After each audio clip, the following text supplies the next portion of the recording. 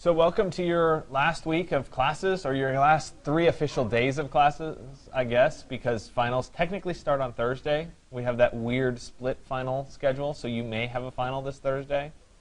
Not for me, but in some class. We have 2 classes left, which is a good thing and a bad thing. Today we're going to go through making a perspective out of SketchUp. To me, I think it's kind of one of the harder collages to do because there's a lot more that you kind of have to pay attention to make it look right. So it'll take a little bit more time. That's why I make it one of the choices, so you don't have to include all of your work from the last 4 for your assignment 106. Remember, you pick 3 of 4. They should be posted before class starts on Wednesday. So it's due right at the end.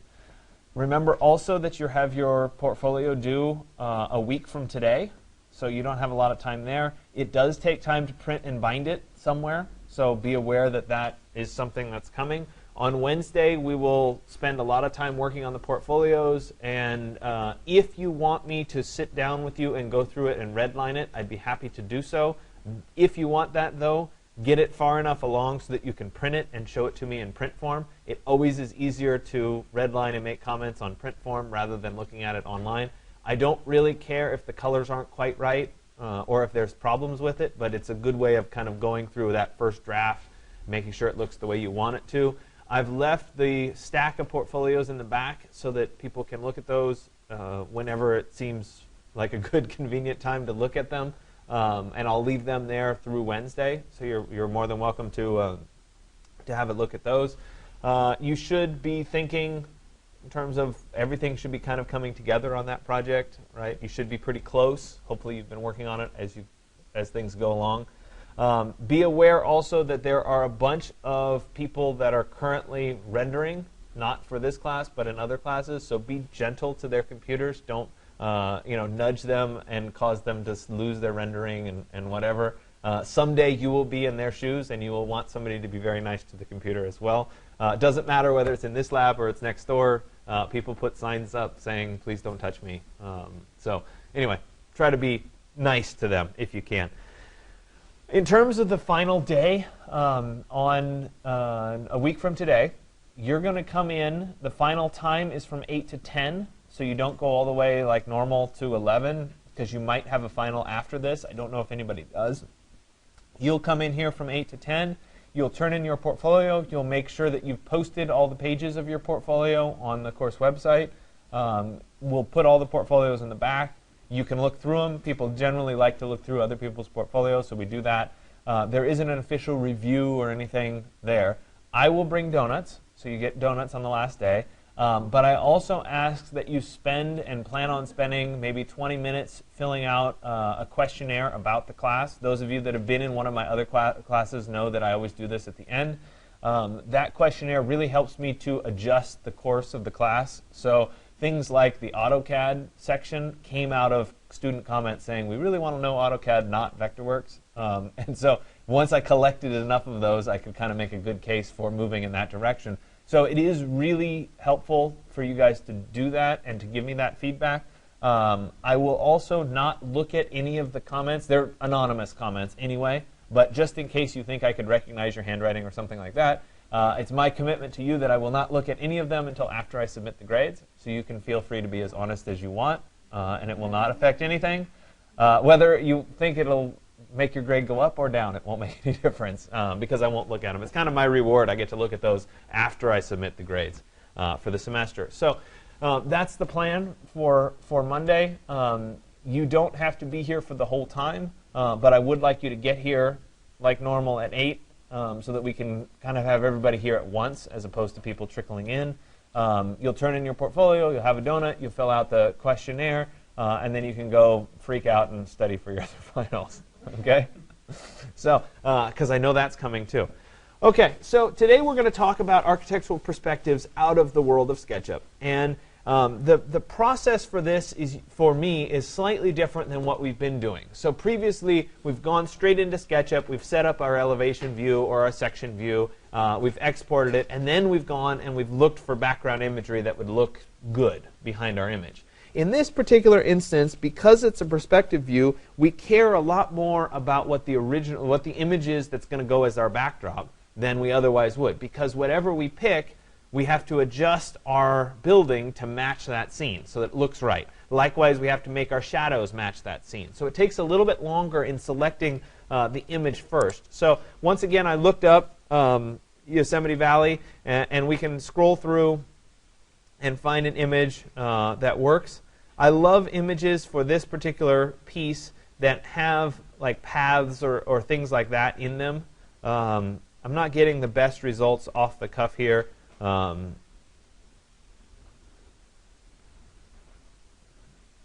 That one could be okay right there.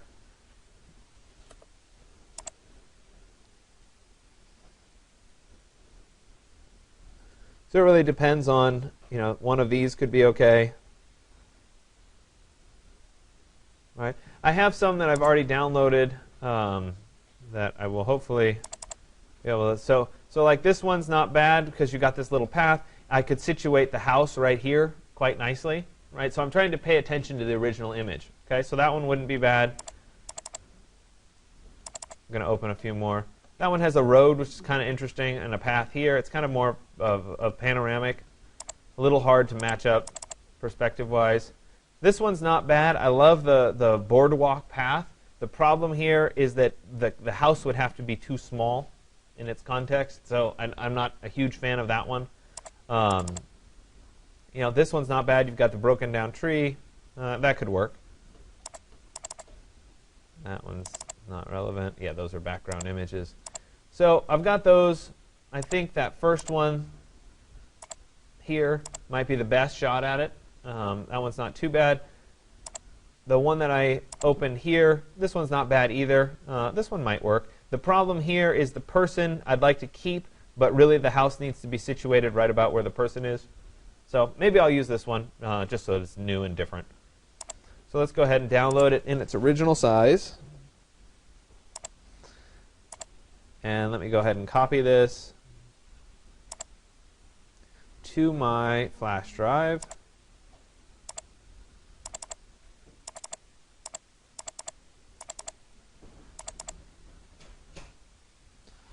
And there we go.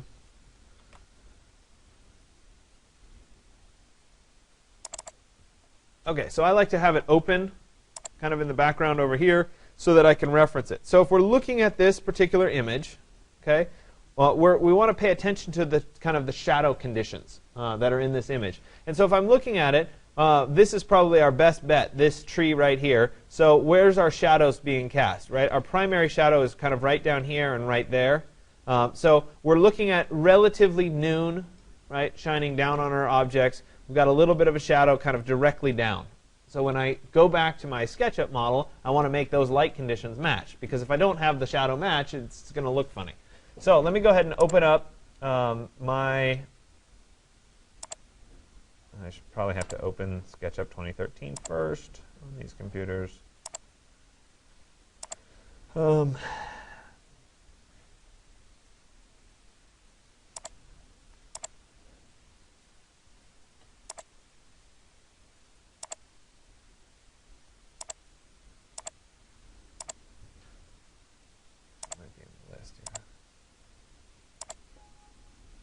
Not.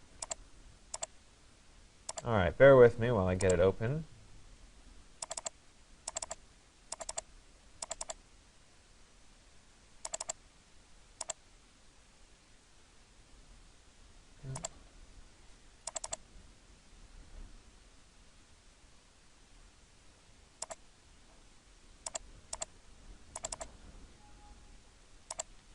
Hold on.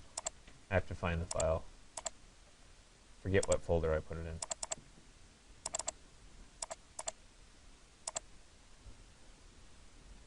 There we go.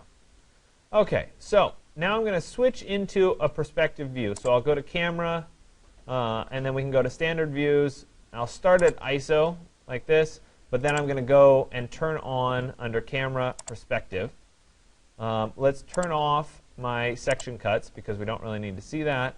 And then I'm going to use the orbit command here to kind of orbit around my file.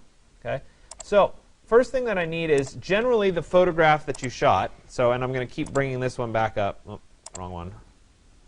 Generally, the photograph is going to be shot from eye level, right? It's rare that a photographer is standing up on a ladder or something like that. So we can safely assume that it's roughly at eye level. I want it to sit kind of nicely right here. I think I want the orientation of the building to be such that it's kind of looking roughly that direction. Okay? So in order to get myself at eye level in SketchUp, there's a great little tool here that has a person with a little X underneath it. It's called Position Camera. If I click on that Position Camera, and then I click somewhere right about there, it'll drop me down into an eye level perspective at that position. And I can then use the little eye tool, which is the look around tool, to adjust right what I'm looking at. Okay? I might need to zoom back a little bit here, right, something like that. And then I'll bring back up my image, and I'll say, let me put this on just one side here. Put this on the other side, like that.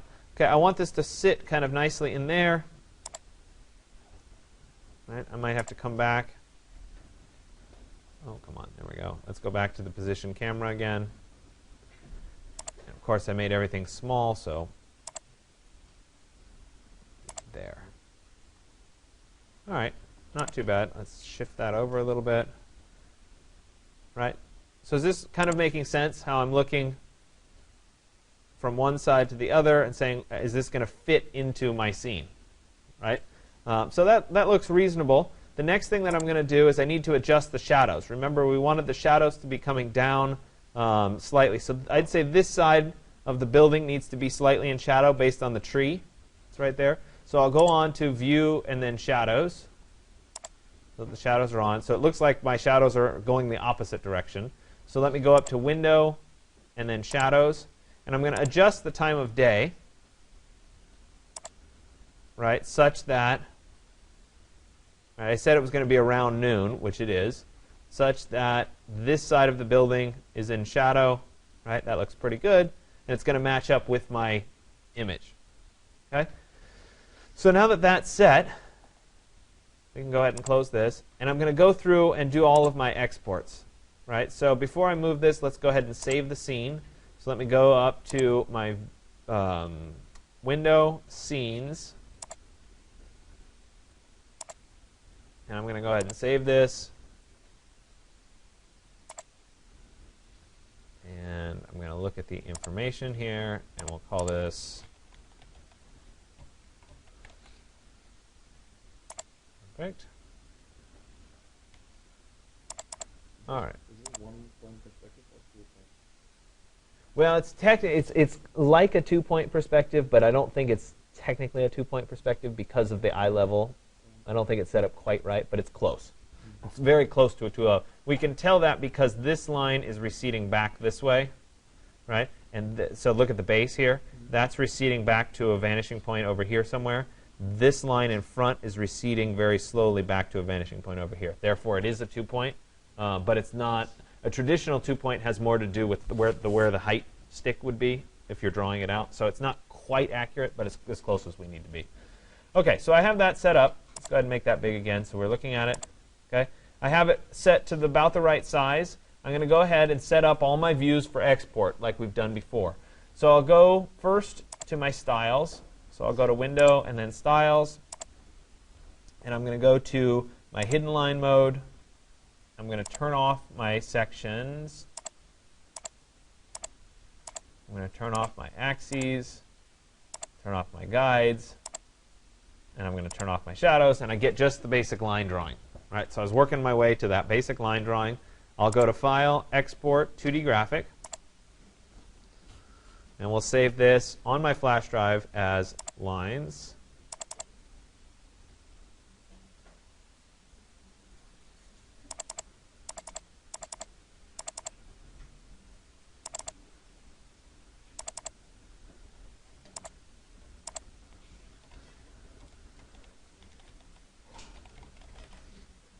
And once again, I'll check my options just in case the computer got restarted. In the interim, 3,000 pixels in width is just fine. I'll go ahead and say OK, and then export. All right. So then I'm going to turn on my shadows. There they are. And I'm going to go to the Edit tab, and I'm going to turn off my edges and profiles. So I have just the shadows. And I'll go to File, Export, 2D Graphic. I have to find shadows. And I'll go ahead and click Export. I'll turn back off the shadows. And we'll turn back on edges and profiles. And I'm also going to come over here to Face Settings and turn on X-Ray, so we get the X-Ray view. And I'll go to File, Export, 2D Graphic.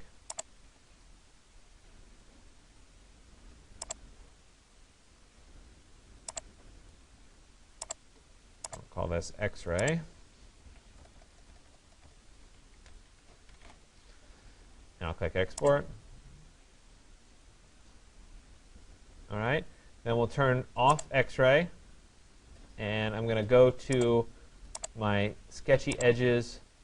I'm going to do the airbrush, and I'm also going to do the pen gray. We'll do the pen gray first. If I can find it. There it is. And I want to turn off, under View, the section planes, the section cuts, and the guides. So I get just this. And I'll go to File, Export, 2D Graphic.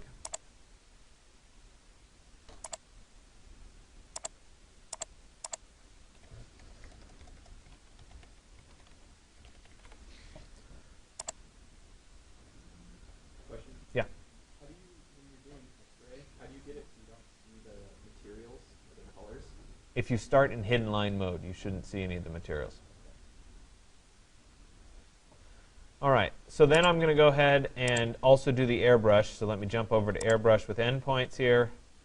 This may be a little strong, but we'll check it. Let me go turn off section planes. Perhaps.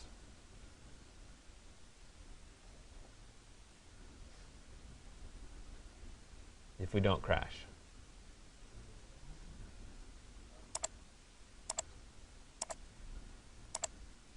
And then we'll go to File, Export, 2D Graphic.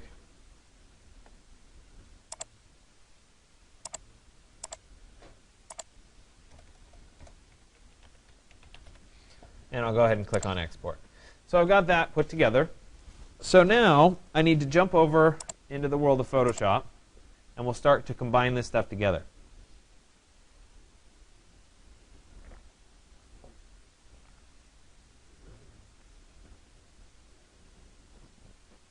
So I'm going to go to File and then Open. And this time I'm going to go ahead and start with that background image, since I know that I'm going to be using that background image. Oops.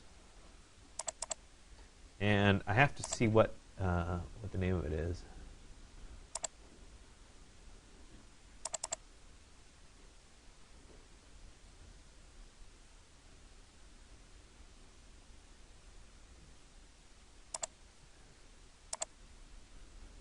So there's that image. I'm going to go to File and then Place. And I'm going to place each of my cabins in here. So we'll start with just the lines. Go ahead and go to Place. Okay.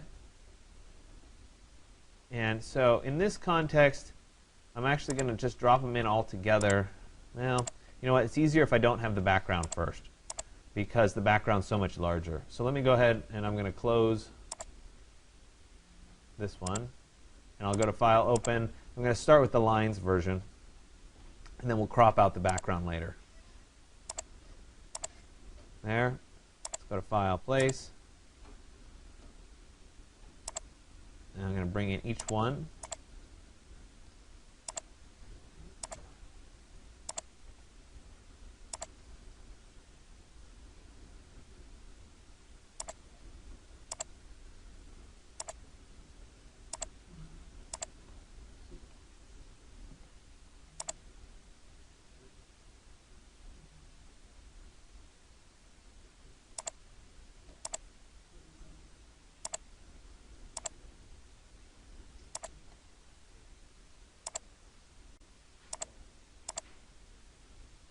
Okay, so I dropped each of those in, right? Remember, I'm going to take all of these and change their layer blending mode to multiply so that they shine through each other. I also have this extra little box that's over here. Put it over a little bit. That's going to always end up being distracting. So before we get too far along, I'm going to rasterize each one of these layers. So I'll right-click on the layer, say Rasterize Layer, which is essentially taking the placed object and embedding it in the Photoshop file. So that they all are rasterized. And then I'm going to come back here with the regular paintbrush with white, not the bird brush. I don't need birds. All right. Let me go ahead and make this a little bit larger. Right, again, I'm with white. And I'm going to go ahead and paint over this section right there. Move to the next layer, paint over this section.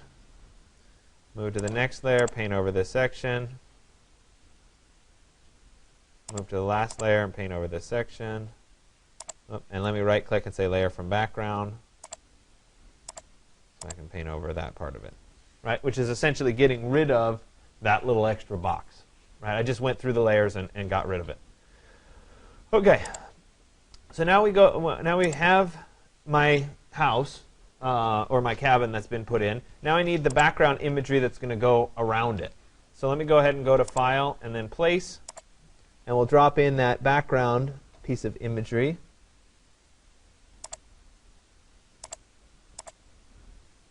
Which is right there. And since these were all on multiply, it makes it kind of convenient because now I can adjust the perspective here a little bit. So one of the things that's important, right, is to match up where the horizon line is in your SketchUp file. Right? So, and if you have trouble seeing it, if you go back to your default styles and pick one of the ones with the blue sky, you can kind of see where this horizon line would line up. Right? It's about halfway up this wall, right? Halfway up that wall. So when we come back to Photoshop here, right, there's that horizon line-ish, right? And so we want that to be about halfway up each wall.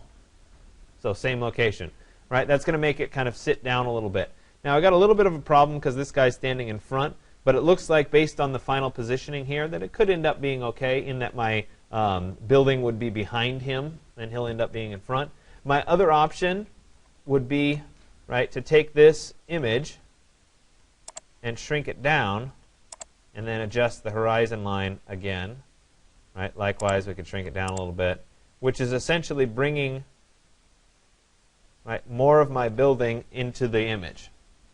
Right? Do you see how I kind of adjusted that a little bit? As long as the horizon is staying roughly in the same place, right, we can adjust the scale of the image. This looks a little bit better, I think, having him in front. I think I'm going to push this maybe more like that, which is going to allow me to have him in front of the building in that position. I kind of like that a little bit better. So I'll go ahead and press Control-0 to see everything again. And I'll go ahead and commit to the background. So I'll say OK. And so now it's a matter of I need to cut out the building so that we're not seeing that. So let's turn off some of the extra layers here and come back to this view. What I'll do is I'll use my magic wand tool, which is right here, to select, the background. There's all of the background. And now, because unlike the section, right, I'm not actually going to be able to see through these windows. It would be seeing to the inside. I'm not going to worry about the windows as part of this selection. And I'll come back to this layer, right, and I can go ahead and create my mask. So we can go ahead and say Add Layer Mask, and now my building's cut out. Okay? But you notice that I have a problem because I didn't include the person. So I need to come back in like this, and we're going to paint back in with white on the layer mask. Let's make that brush a little bit smaller so that the person comes back in. Right, something like that. A little bit too much, so let me press Control+, right, and I'll switch from white to black, right, and we'll paint. Let me make this a little bit smaller here. We'll paint right along person.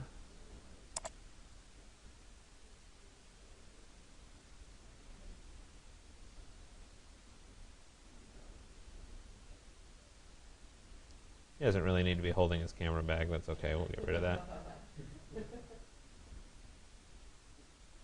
All right, so I went a little bit far there. Right, so I'm going to have to touch that up a little bit.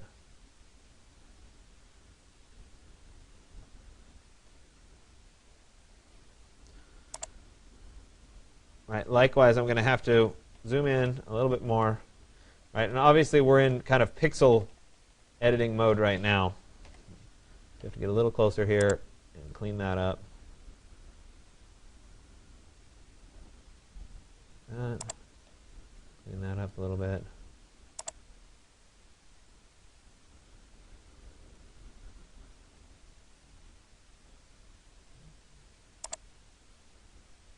All right, so let's flip the colors back again. We'll make the brush a little bit bigger, right? And we can add back in that part. See, now I'm going to have a problem because I got rid of his camera bag, and I should have kept his camera bag. So, you know, sometimes this is a hit or miss sort of thing. So I have to get those camera bag straps back again, right? And so let's go back and flip my color. We'll make this small. Right, we'll make that there. It's transparent there. There, it's transparent there.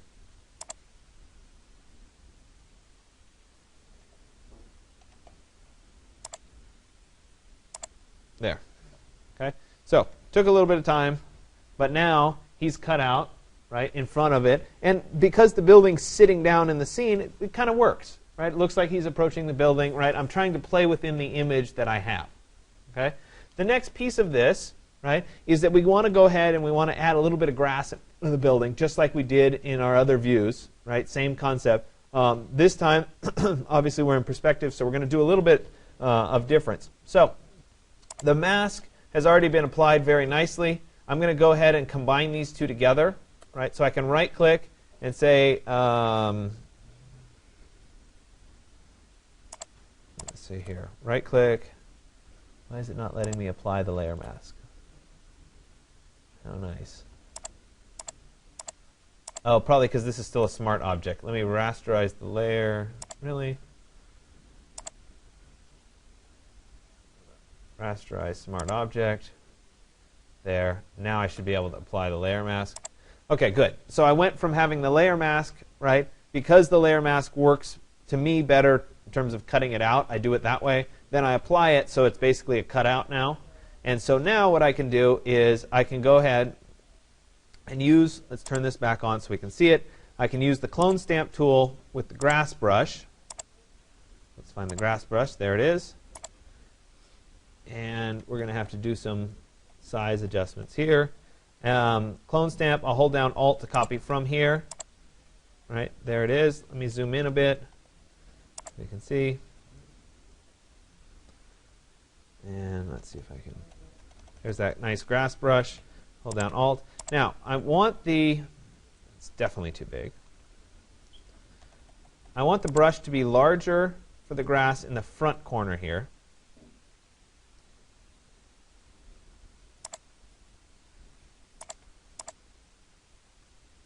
Right, something like that. And then as I go back in the perspective, I'm going to make the brush smaller so that the grass starts to recede. And by the time I get to the very back, I want it to be the smallest. Right, so my goal here is to hide that line and to break that line down. So then we'll come across here into the front. Right, looks like we need to be copying a little bit larger. There, that's pretty good. Right, sometimes mixing it is helpful. Right, now I have a little bit of a problem because I have this guy cut out. Right, and I don't want to overlap that part. So I have to be kind of careful when it gets close to him. Right, that it doesn't come over the top of him. In that case, it may be easiest to do a little magic wand selection so that I'm selecting here, right, to avoid him. And let me go to select and then inverse, which is going to give me access here. Actually, let's go ahead and go to, that's around there. Let me jump to my quick selection. Break this down a little bit. And I want to.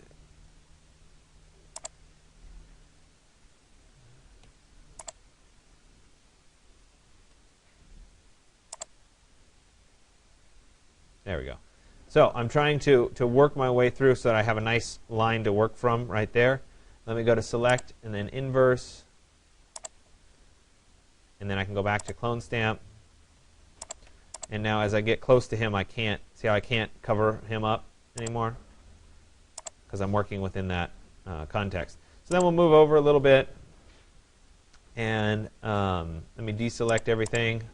Go back to my clone stamp. We'll copy from here. Right, this is a little bit further away, so we'll get it smaller. Right, we'll cover that line up a little bit. Right, something like that.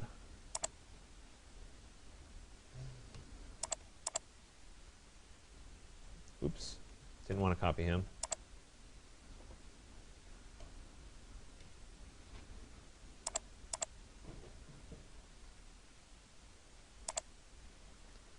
Let's make this a little bit bigger. So it just takes a little bit of finesse here as we get through the rest of this with the brush size.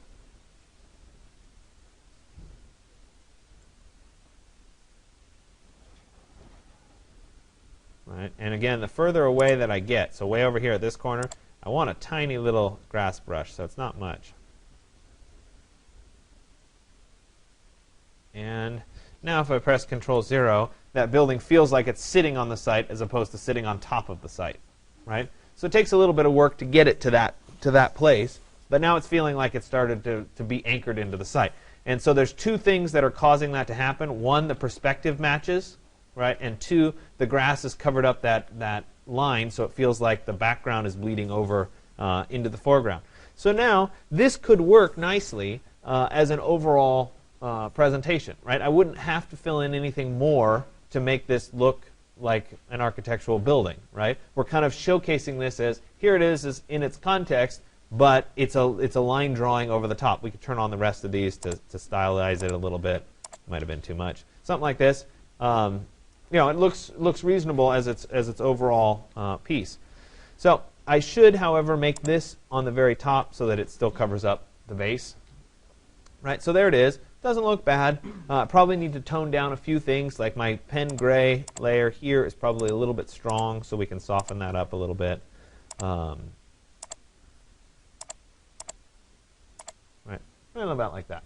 Okay, so it reads nicely as a line drawing. I can, however, take this a little bit further and start to apply textures to this building. And I want to show you how to do this, but at the same time, I want to caution you in that it's not always necessary. Right, so you have to weigh what's the right option. So let me press Control plus so we zoom in a little bit. And we'll go ahead and turn off the X-ray here.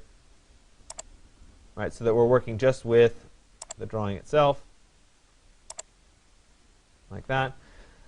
I can turn off the background for now just to clarify things. And then what I'm going to do is I'll go to File and then Place. And I'm going to drop in some kind of a wood texture as a background. So let me see here.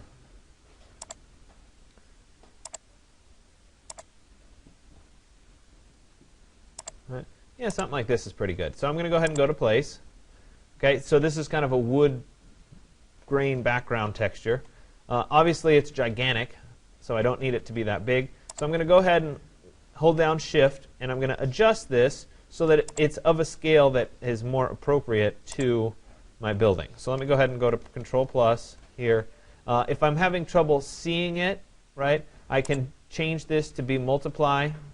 Right, so that I can kind of see through the building a little bit and see what's happening. Let me zoom in a little bit.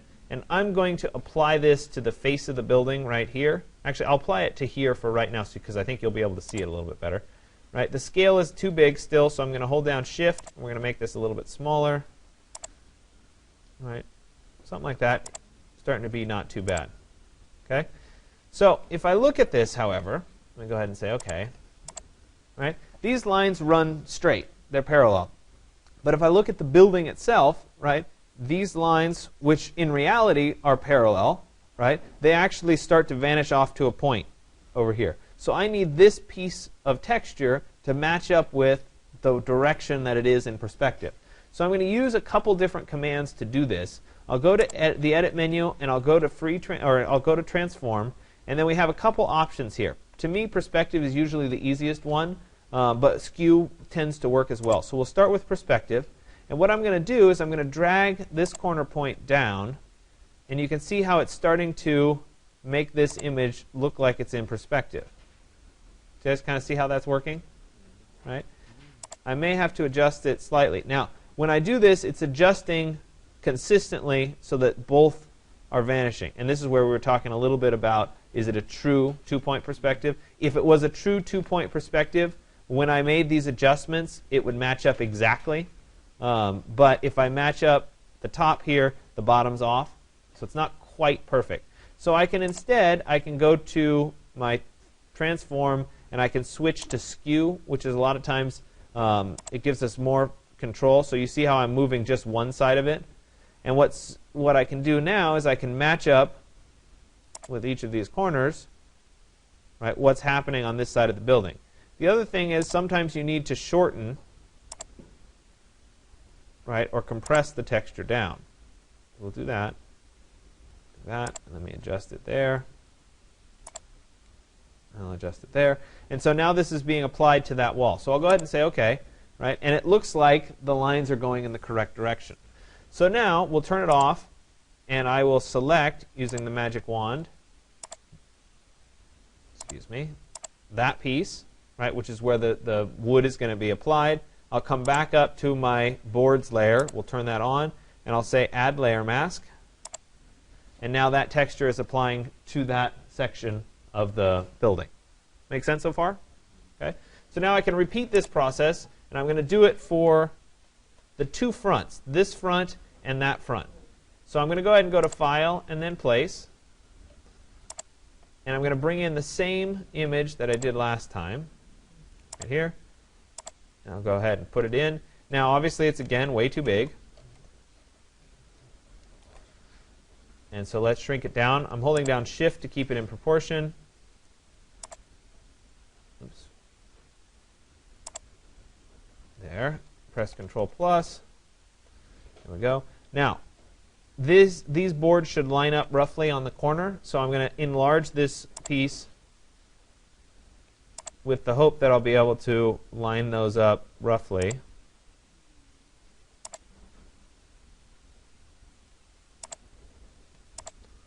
On the corner. Okay, so a little too big. Shrink that down a little bit. Okay, not too bad. It's a little high. There we go. So they're roughly lining up on the corner, right? But I want this to come all the way over here. So I need a few more of these. So I'll go ahead and commit to it for right now. I'm going to drag a rectangle around it, and then Control-C to copy, and then Control-V to paste, which gives me a second of these. And I'm going to use the arrow keys to help line these guys up. Something like that. There. And we'll press Control-V, and I'm going to keep attaching these together. Like this. Like that. Looks like I need another set up top here. And again, this is useful because it's a tiling texture. I can just repeat it. Okay?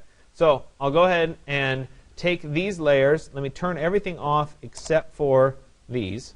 Right? And I notice that they made layer 1 through layer 8. Right? Too many layers. I want to bring them all together. So I'll go up to Layer, Merge Visible, which takes all of those and makes them into one layer. And then I can go ahead and change this to be a multiply, and then we'll turn back on the original.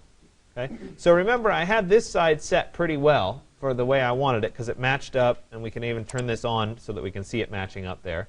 Matches up pretty well, but I'm going to go back to my Edit, Transform, Skew.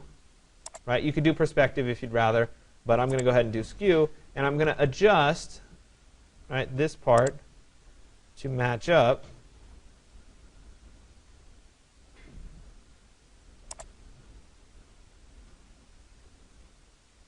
Right, something like that.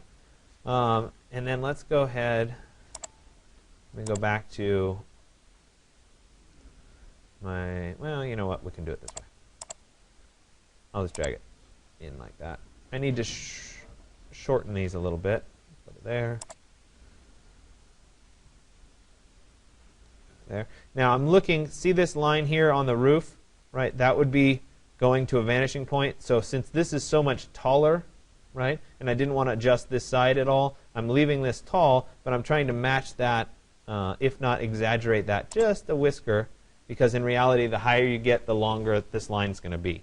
So it's about like that. Looks reasonable. The bottom here should be fairly consistent across those. So we'll go ahead and say, okay, now those are in perspective.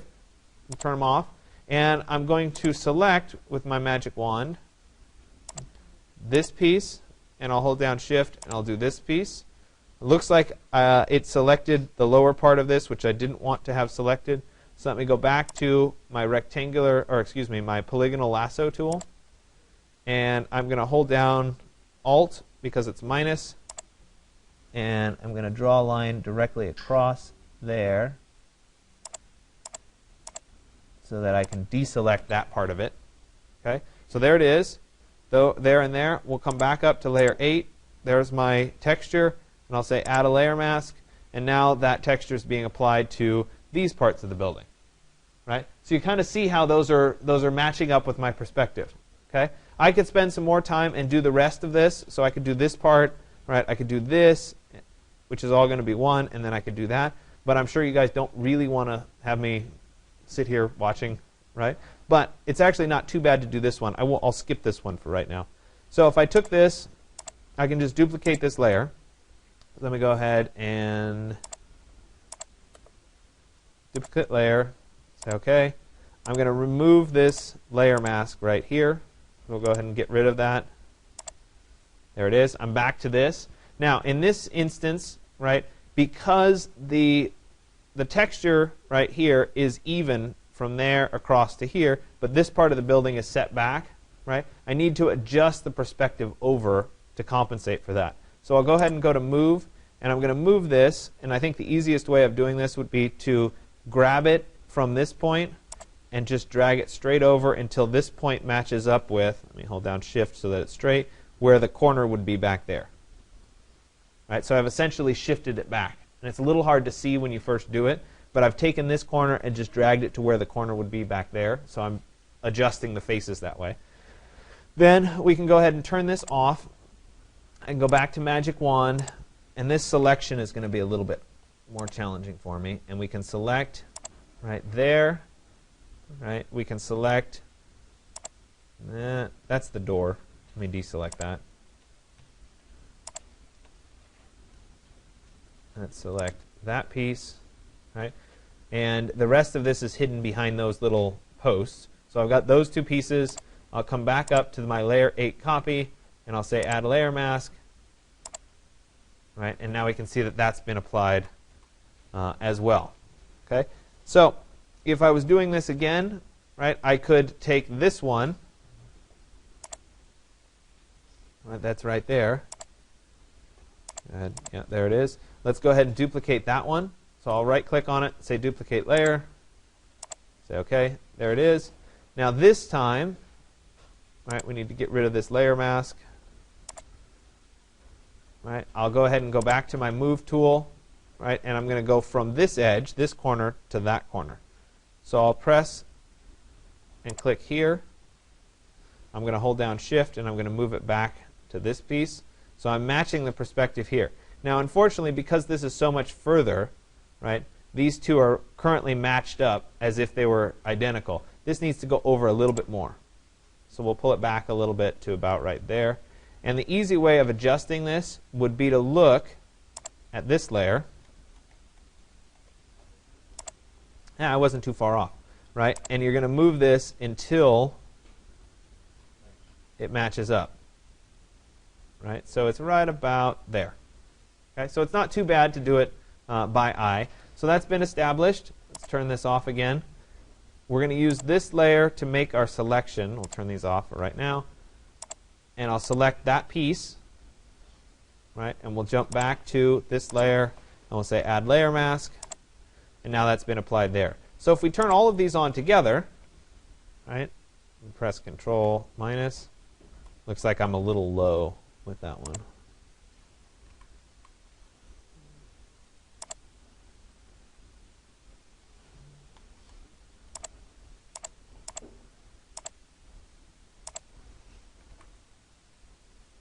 Yeah, it's a little better.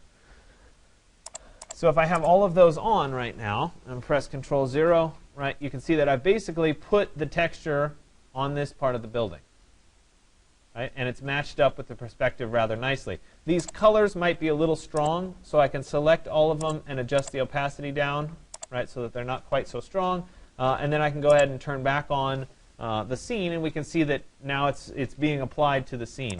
Let's go ahead and turn those shadows on so we can see those shadows through it as well. So it takes a little bit of practice to get these to line up correctly, but you can see that rather quickly I can apply these textures that are relatively photorealistic textures as opposed to the textures that are default in SketchUp.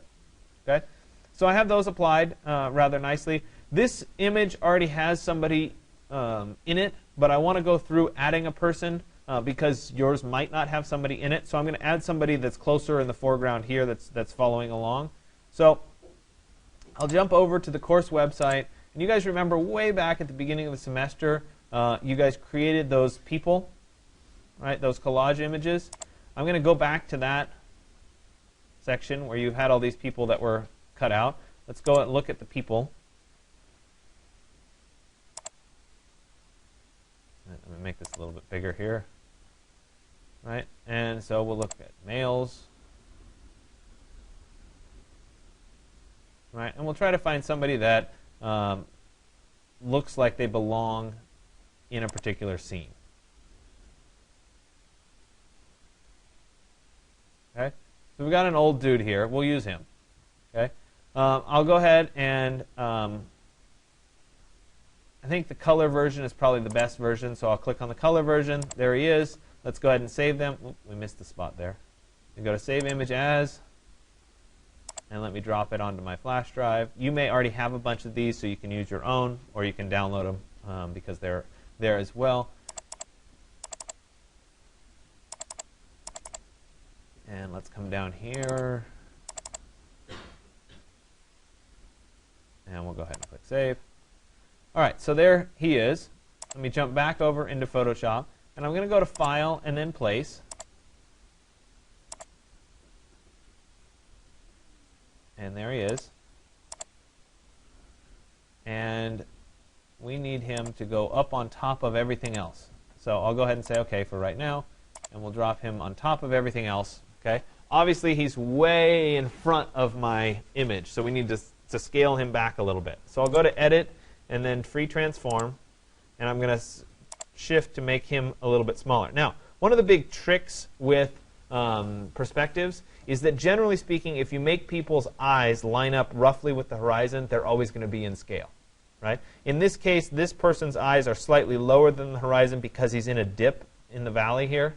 But in general, the easiest way to make that happen is to make sure that this person's eyes are roughly at the horizon, something like that.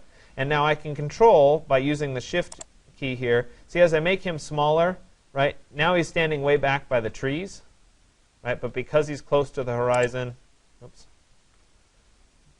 push him down,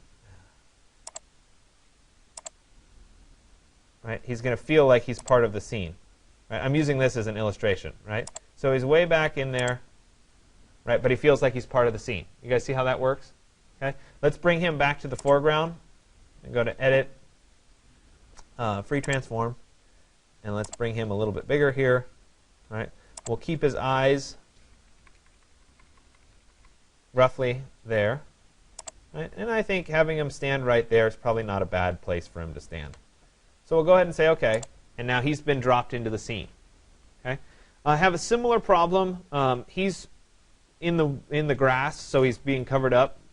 This guy is obviously not in the grass, so we've got a problem there. So I'm going to have to deal with that. The other thing is he currently has absolutely no shadow. And in reality, he would have a shadow. So I'm going to start with creating a shadow, and then we'll add the grass over the top of all of it. So I have him here, and I'm going to leave the background on for now so that you can see it. I'm going to go ahead and just rasterize this layer. So I'll right-click and say Rasterize Layer. Right? Then I'm going to duplicate the layer. So right-click and we'll say Duplicate Layer. I'll go ahead and say OK. And now let's look just at that layer for a second. Okay, so this is my duplicate. I'm going to use the magic wand to select the background.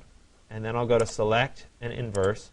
And I'm going to take what is color right now and change that to be gray or black. Right? So we'll do black for right now. Let me go ahead and go to the paintbrush. Right? We need a bigger brush here. And I'm just going to paint him in black. All right, so there he is in black. I'll change the blending mode on this layer to be multiply, right? Because again, it's going to be acting as the shadow. Okay? So now we need to take this person and we need to skew him so that the shadow matches up. So we'll go ahead and turn on the man with the cane so that we can see it. And let's put him in front. There he is. Now we need to adjust his shadow, which is the behind part. So I'm going to go to Edit, Transform, and we're going to go to Skew. So it gives me these controls. And now this part takes some practice to get it to look right. So what I'm going to do is remember our sun position was kind of very high noon, so this is going to be a short shadow. So the first thing that I'll do, right, is I'm going to drop the shadow down, right, so that it's being cast roughly straight down. And now that the shadow's moved a little bit, I'll go ahead and turn, oh, it's not going to let me turn it on. It was also slightly to the left here, so we'll do a slightly to the left shadow. Remember, it should vanish slightly, right? But this really needs to be a little bit closer, right? Something like that for right now. I'll go ahead and say OK, right? And then we can turn back on the man, and you see that I've created his shadow roughly in the same context as the shadow of the tree falling. Does that make sense how I did that? Right? So it is in multiply mode, right? But it's way too strong. It's a very dark shadow. So let's go ahead and let's soften that shadow. Oops, wrong layer. Let's go ahead and soften that shadow up a little bit. Right? Something like that. And the other thing that we notice is that the shadow, right, is applying kind of up along the grass stalks that are coming up. So we really need to soften up that shadow a little bit to mimic those grass stalks. So let's come in here. Oops. Sorry. And look at his shadow, which is nice and crisp right now. And we need to mimic the little bits of grass that would be in the shadow. So we'll be on that layer. We'll use Clone Stamp. And we're going to use the grass brush, which is still selected. I need to make the grass brush a little bit larger. Oops. Something like that. I'm going to hold down Alt to copy from the shadow. Right? And we're going to hopefully, I need a little bit bigger.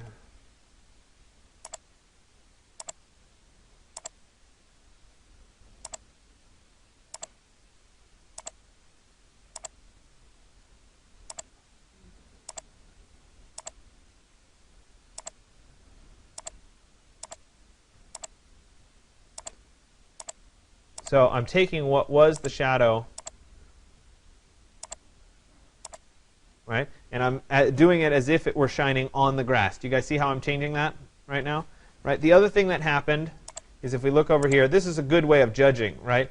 We've got a bunch of the grass parts that's coming over the top of the shadow, right? Just like it's coming over the top of the man himself. So we need to make sure that the grass here is coming over the top of the man. And this is where it gets a little bit challenging because, right, of our layer structure. So our man is on top of the grass right now, and we really need him, or we need the grass, to come on top of the man. So what I'm going to do is I'm going to just do a quick lasso selection so that I can select, and it doesn't have to be perfect, right, this kind of basic region here below the man.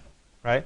I'm going to be on the background layer. I'm going to press Control-C for copy.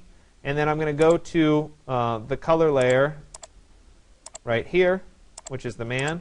And I'm going to press Control-V, right, which drops in that image that I just created. It needs to go down a little bit, something like that. Right? And I should have cut out for his little cane. Go ahead, hold on.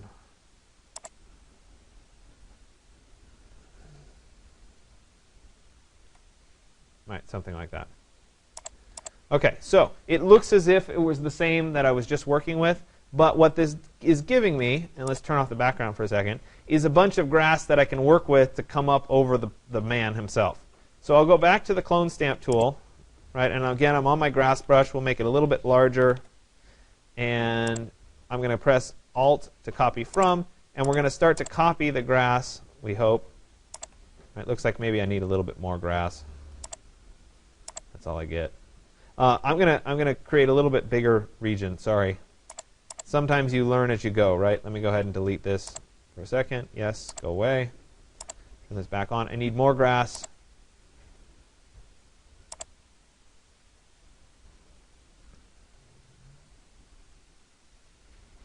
And I'm going to use this grass over here to copy from rather nicely. And I might use a little bit from over there. There. So I have that selected. Control C. Control C. And then edit paste. Right, drops it in. Right, this has to go up to there to match up so that we don't even see it, which is the idea. We'll put it on top of our layer. And now on that layer, we'll go back to the clone stamp. And I can copy from over here, right, over the top of him. So you see that we're covering that up. But not only that is I'm covering this edge of the shadow, right, so that we're blending that in. The cane's probably mostly covered, right, something like that. Not bad. Okay, so you see how I'm mimicking the shadow there with the black or the dark grass, and I'm covering them up in the front. Let's make it a little bit smaller, and I'm going to make sure that we can't see into his feet, right, and we can't see this edge of the shadow anymore. Something like that. And now I'll press Control 0, and we can see that when we zoom out, he now looks like he's completely part of this scene. Okay? And all of this comes from watching what it looks like in the other parts of the image. Right? So when I'm creating something like this, it's merely looking at what the shadow looks like here and making that shadow happen over here. Right? So it's a lot of watching and copying that way. So now that we have the person in, right, we can turn the rest of this imagery back on. I really don't like the airbrush. The airbrush is just plain ugly, right? And so we're back here, and we're seeing that as an overall part of the scene. So in reality, I probably should spend a little bit more time putting the texture on this part. Also, the bottom wall here is starting to feel really, really white in contrast. So if I was going to leave the texture here, I think it really needs something in the lower part too. As I look at it. The other thing that people sometimes will want to do, and I know I'm running on a little bit, but it's my last day to throw stuff at you, so you just get stuff thrown at you, right? Is that sometimes you can do something with the glass in the windows, right? And to make that show up a little bit. And maybe that's what you emphasize. So I'm going to press Control plus here, right? And we're going to work with the windows. We can turn off the X-ray. I really need to rename some of these layers. And so I want the windows to show up a little bit. And what I can do is I can drop in an image of clouds. So let me go to File and then Place. And let me find a, let's see here, where would it be?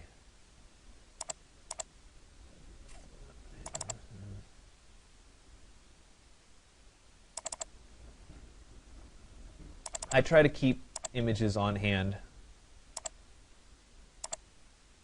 Yeah, something like that will work. Right, it's just kind of a background sky swirl sort of thing. So let's go ahead and make this a little bit larger. Right, something like that, so it covers up my windows. Go ahead and say OK. Turn that off, and we'll come back here and we'll use Magic Wand to select the windows. So I'll hold down Shift. Oops, I have to be on this layer. Sorry about that. And we'll hold down Shift and we'll select each of these.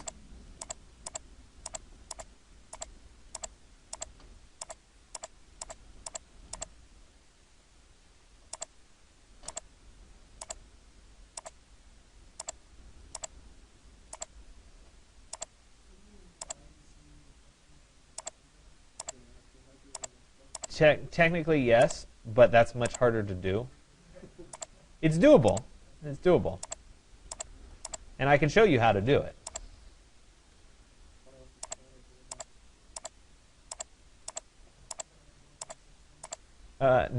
Not quite. If I were teaching 137, it would be a 137 thing.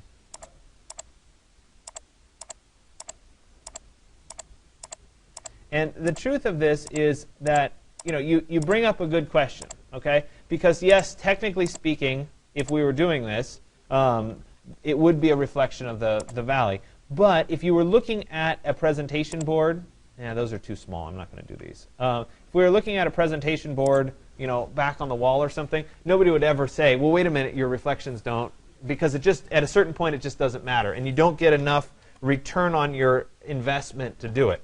So let me use that selection on this, right, to create the layer mask. Oops. I have to be on this layer. Sorry. Create the layer mask. Right, now I have a little bit of blue showing in those. Right, might be a little strong, so we can tone it down just a little bit, like that. But it adds a little bit of a reflection, which is not bad. Okay, so we might do something like that. I'm trying to think if there's anything else. No, I don't think so. There are other strategies that are out there, depending on if you want to have a certain mood or you want to have like. For example, I could put a bunch of fog on the ground if I wanted a low-lying fog. I could do something like that. But I think it's probably all overkill at this point, and you're probably all tired of hearing me talk anyway.